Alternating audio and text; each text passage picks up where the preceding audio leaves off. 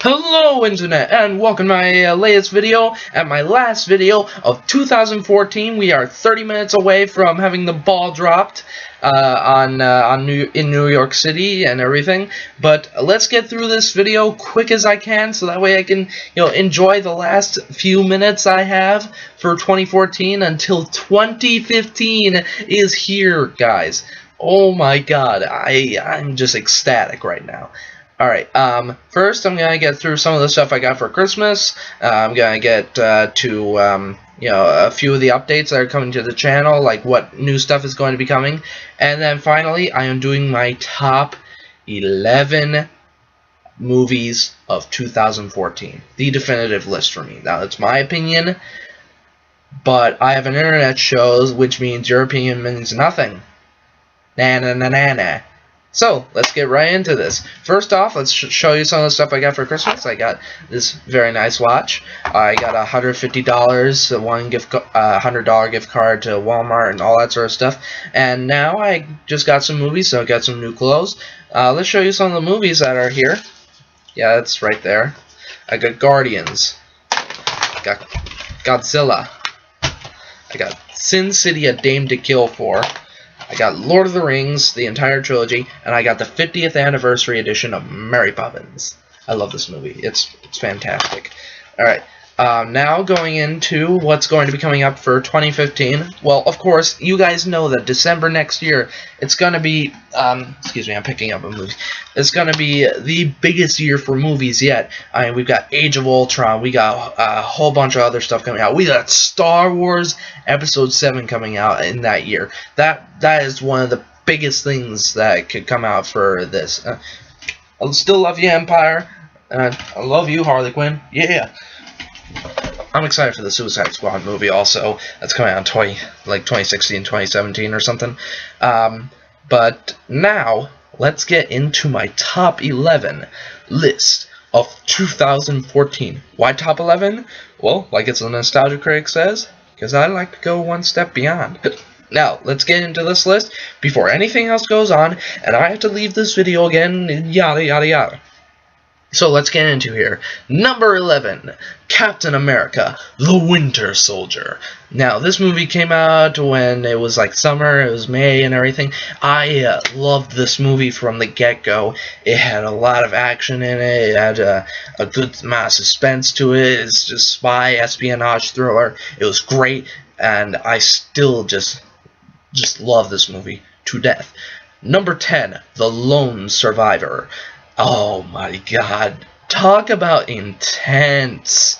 This movie had me on the edge of my seat from beginning to end.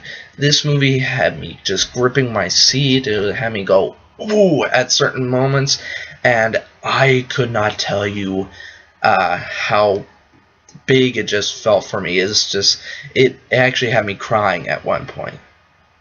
Just like another movie that's on this list. I'll get to it eventually. But now, number 9, The Lego Movie. One of the best animated films out there, and by far the most underrated movie of this year at the very beginning of the year, until it came out, and it was so amazing. Man, I wish, if it did make enough money in the box office, which I'm pretty sure it did, I hope there's going to be a sequel, because, that would be amazing, and I would see it, man. Alright, coming in at number 8 is X-Men: Days of Future Past. This movie righted all the wrongs of all the previous X-Men movies, even the ones that Bryan Singer directed. I'm surprised at this. So basically the timelines are all mixed up now and all that sort of stuff, but still, this movie was amazing. It had me confused at times, and Quicksilver was actually awesome. There was this one sequence, you all know the sequence that Quicksilver was in, and that made him a complete badass. But check out this movie. It's one of the best of the year.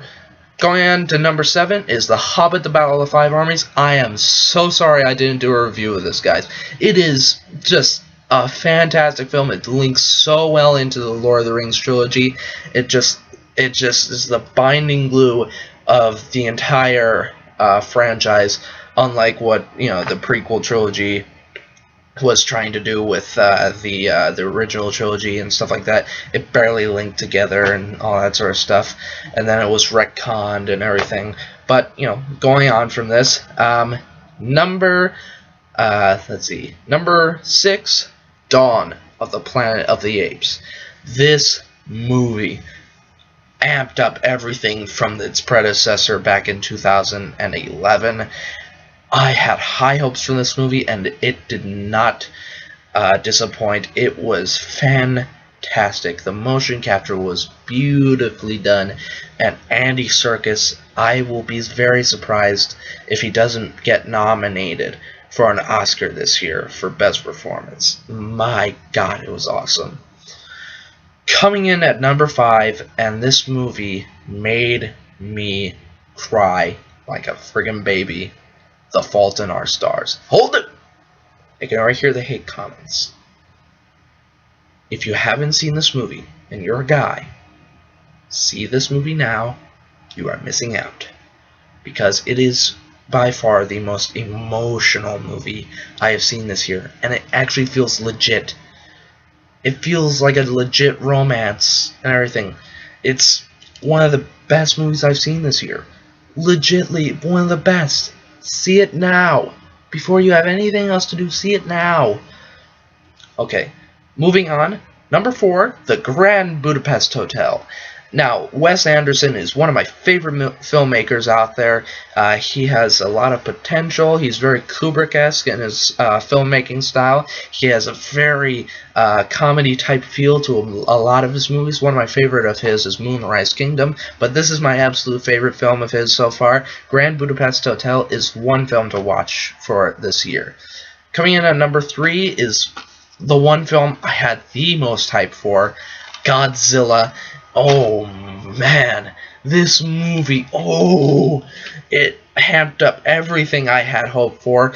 I can't wait for the sequel that's coming out for it. It's going to have Rodan, it's going to have Mothra and King Ghidorah, all confirmed for that movie. I am psyched.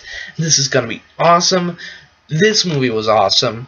Coming in at number 2, Sin City, A Dame to Kill For. I love the original Sin City. I definitely put a lot of effort into my video doing the review for Sin City with the black and white futuristic type things on it. But this movie itself was so well directed, so stylish, so everything about it just screamed Frank Miller's comics. I even have a copy of the first of the Frank Miller Sin City novels, The Hard Goodbye, which has Marv in it. It is fantastic. If you guys haven't read the Sin City comics or seen the first Sin City or second Sin City, go and read these comics or watch the movies right now. You are missing out. And finally, the best movie of 2014 is, drum roll please, Guardians of the Galaxy. I'm hooked on a feeling. I'm high on believing. I have a bad singing voice.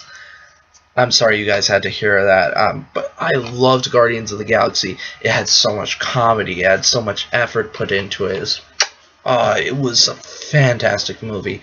I cannot stop watching this movie. I laugh every single time I watch it. I keep like going into it to see all the celebrity cameos that were in here, Nathan Fillion's cameo and all that sort of stuff. It was such a fantastic movie. It combined everything I love about sci-fi and fantasy and everything of that sort, and comedy and just everything about it. There was so much effort and love put into this movie. I can't wait for their sequel. I can't wait for anything that Marvel has to do. This solidified the fact that Marvel can pretty much paste anything to their name and they will get instant recognition for it, and they can put a lot of effort into it. If they made a Squirrel Girl movie right now, I would go out and see it. I would go out and see a Squirrel Girl movie right now if they made it. But until then, I have this to hold me over, as well as multiple other Marvel movies that will be coming out as well. man, there were a lot of stuff that happened this year. There's going to be a lot of stuff happening next year. I mean, I have still school and all that sort of stuff. But for now, you know, I am going to be seeing the interview up at the Howell Theater. I'm going to be seeing that because, you know, it's in a select amount of theaters. It's already online on YouTube for about $7. You can rent it and all that sort of stuff. But, you know, duty calls. I am 30 minutes away from the ball dropping in New York City. So, I wish you all guys a happy new year. Welcome to 2015, and I will see you all in the next video. Good night.